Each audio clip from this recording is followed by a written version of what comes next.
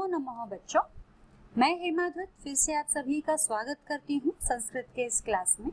आज हम करने जा रहे हैं 8वीं कक्षा से संस्कृत विषय के तीसरे पाठ का पहला सेशन। जी हाँ, तीसरा पाठ जो हम आज पहला सेशन करने जा रहे हैं उसका नाम है भगवद्दज्जुकम।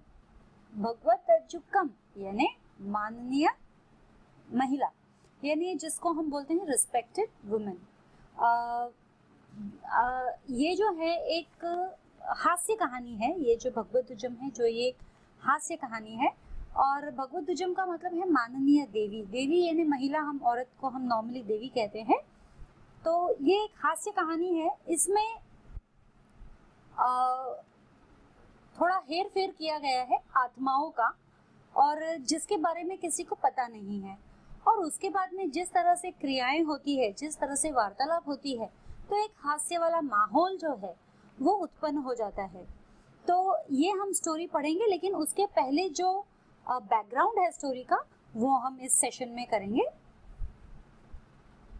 तो भगवद्दज्जुकम संस्कृत का एक प्रसिद्ध प्रसहन है। संस्कृत विषय का एक प्रसिद्ध प्रसहन है। प्रसहन यानी एक हास्य जो कहानी है वो है। इसके रचयिता बोधायन कहे गए हैं। रचयिता यानी जिसने इसे लिखा है, उनका नाम है बोधायन, मतलब उन्हें बोधायन कहा गया है। इसमें वसंत सेना नामक गणिका, गणिका यानी जो वैश्या होती है वह, क्या नाम है उसका? वसंत सेना। वसंत सेना नामक गणिका अपनी सेविका परभृतिका, मतलब जो गणिका है उसकी एक सेविका है।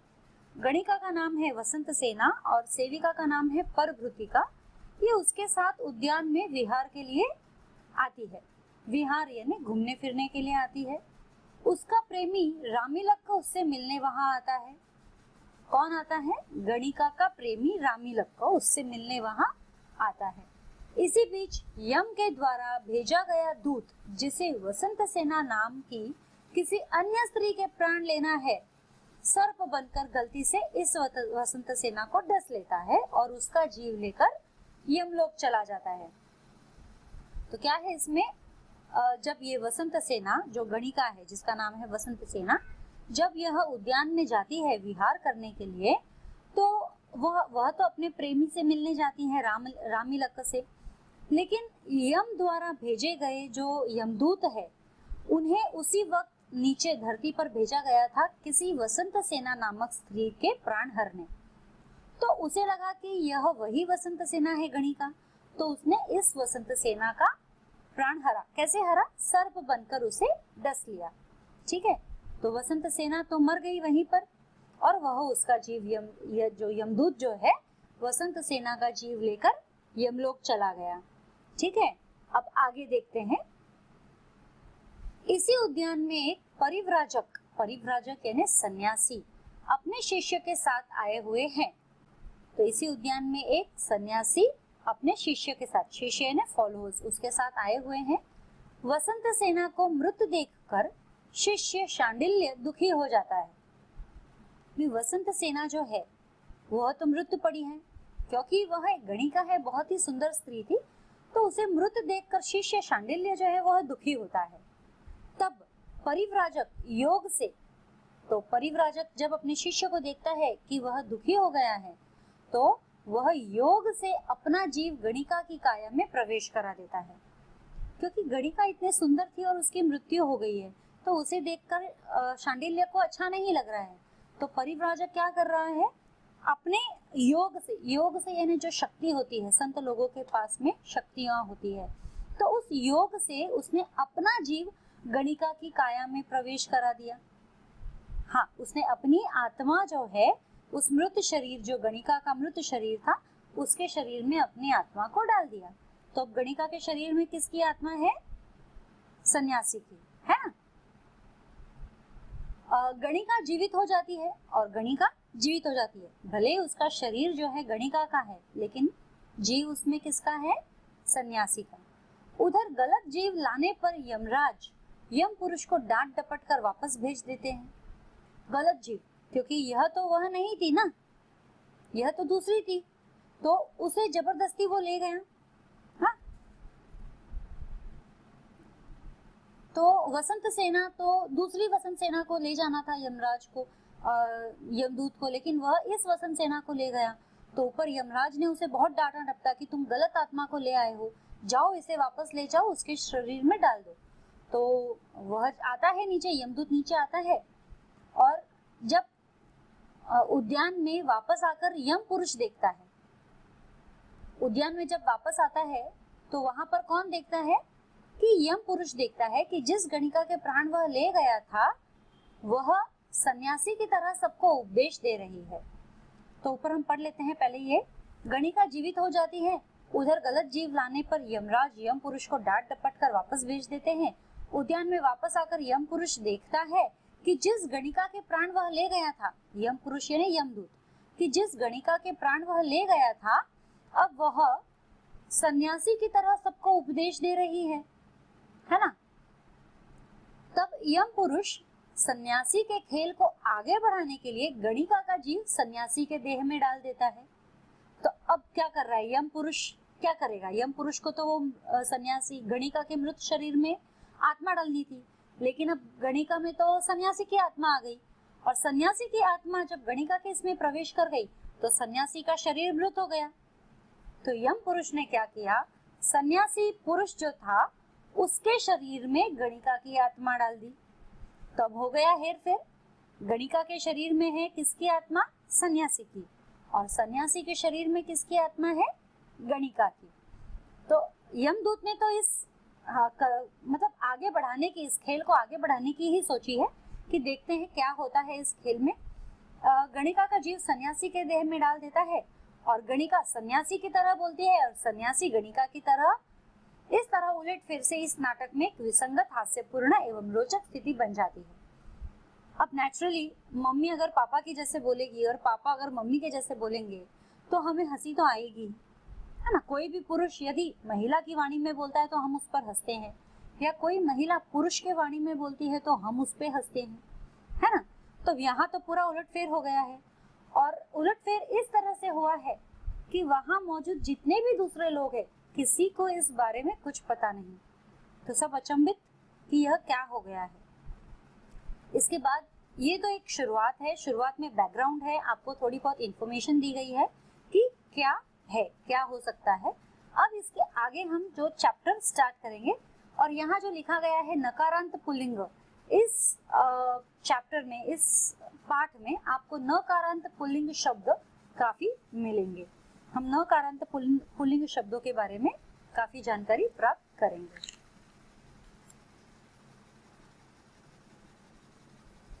तो अब हमारा शुरू होता है, जैसे मैं पढ़ूंगी उसके बाद पढ़कर उसी को हिंदी में ट्रांसलेट करूंगी, ठीक है।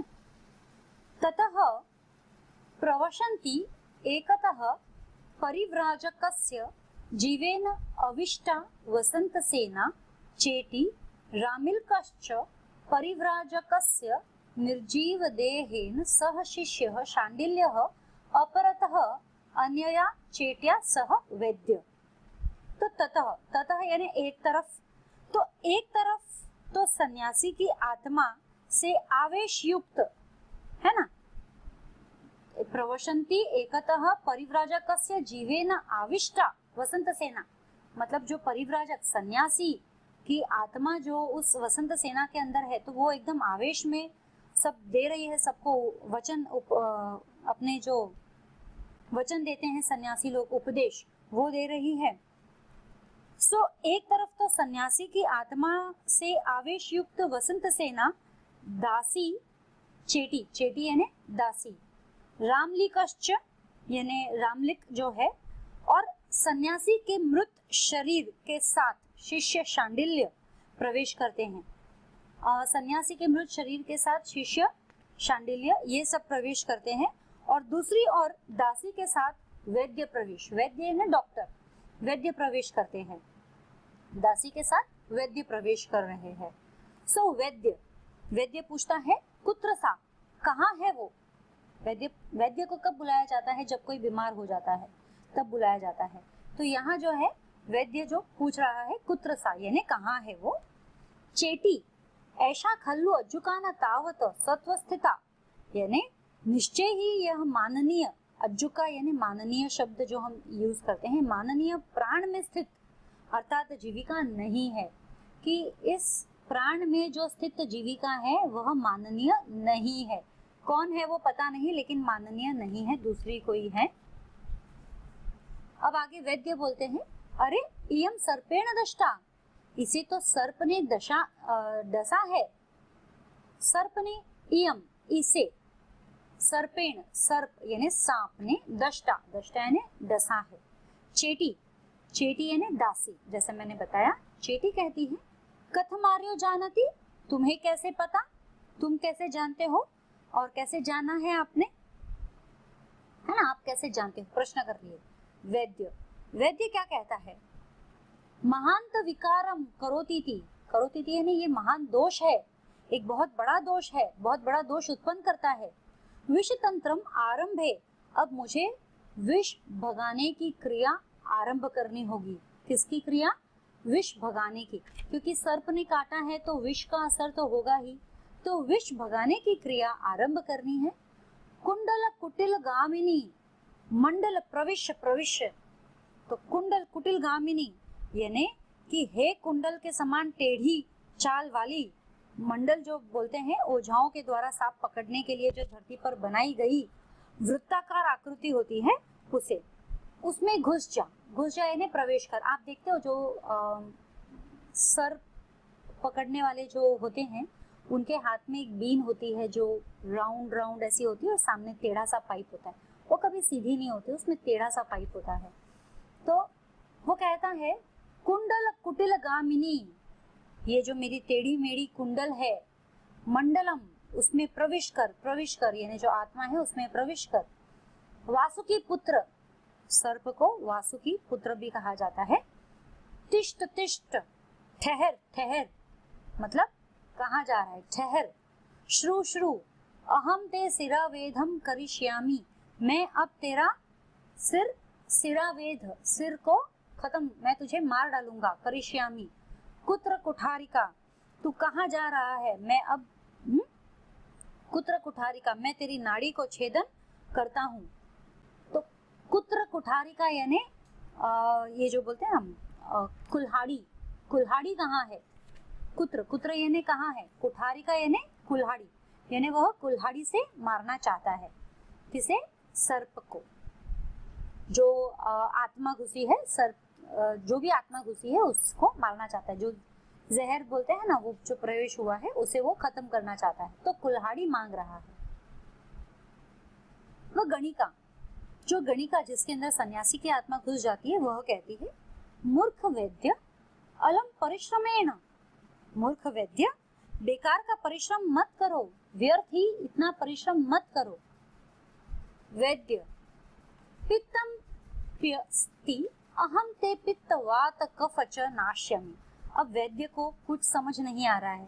पहले तो कह रहा है सर्प ने काटा है, तो यहाँ पर जो है सर्प जो है उसका जहर है, वो जहर मैं निकालूंगा, और अब कहता है कि उसमें पित्त और कफ वात ये सब भी तकलीफ हो गई है, और इन सब का भी मैं नाश करने वाला हूँ। पित्तम व्यस्ति अहम ते पित्त वात कफ, यानी पित्त वात और कफ ये सब भी मैं कम करने वाला हूँ। नाशयामी यानी कि मैं सब इन सब को खत्म कर दूंगा। रामिलक, भोह, अरे क्रियता यत्न, क्या पागलपन है, न खल्व कृतज्ञ वयम, है ना, मैं तुम्हारे पित्त वात और कफ को नष्ट करता हूँ, ऐसा तो वैद्य कहता है। और रामलिक जो कहता है, अरे प्रयत्न करो, हम कृतधन नहीं है, हम कृतधन नहीं है यानी कि हम गरीब नहीं है, हम तुम्हें जो चाहिए वो देंगे और आपका बहुत ही उपकार मानेंगे, हम आपके कृतधन रहेंगे, हमेशा उपकार मानेंगे। वैद्य बोलता है, गुलिका आनयामी यानी गोलियां लाता हूँ। अब वो क्या बोल रहा है, गोलियां लाता हूँ, वैद्य कह रहा है। पहले क्या कह रहा था, वो उसे जो विष निकालने का क्रिया है वैसे करूंगा। अब बोलता है पित्तवात कफ भी हो गया है, वो निकालना है, और उसके बाद अब बोलता है गुलिका यानी गोलियां ला रहा हूं, तो मूर्ख ही है ये। अब देखो कैसे आगे जाते हैं, ठीक है। यहाँ तक हमारा ये खत्म हो जाता है। अब इसके बाद में शब्दार्थ है, मैं ये शब्दार्थ कर देती हूँ क्योंकि इसके आगे के सेशंस में हम इसे कंप्लीट करेंगे। अज्जुका, अज्जुका यानी सामान्य महिला, गणिका के लिए संज्ञा और संबोधन यूज किया गया है, सम्मान्य, रिस्पेक्टेड। एकतः, एक और। परिव्राजकस्य, सन्यासी का, परिव्राजकस्य, कस्य यानी का की के जो हम लगाते हैं वो। जीवेन, जीवेन यानी प्राण के साथ। आविष्टा, आविष्टा यानी प्रविष्ट हुई यानी एंटर होना।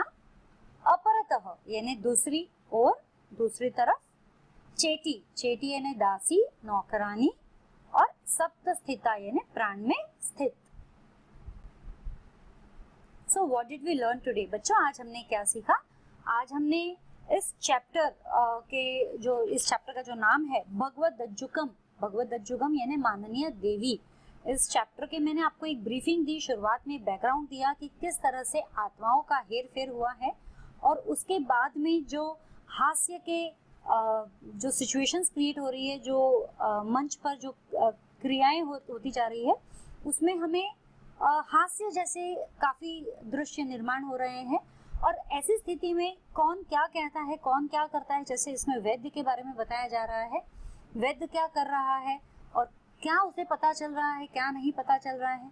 तो आगे जो है इसके बाद में हम आगे के सेशन में डेफिनेटली इसके आगे और अच्छी तरीके से पढ़ेंगे।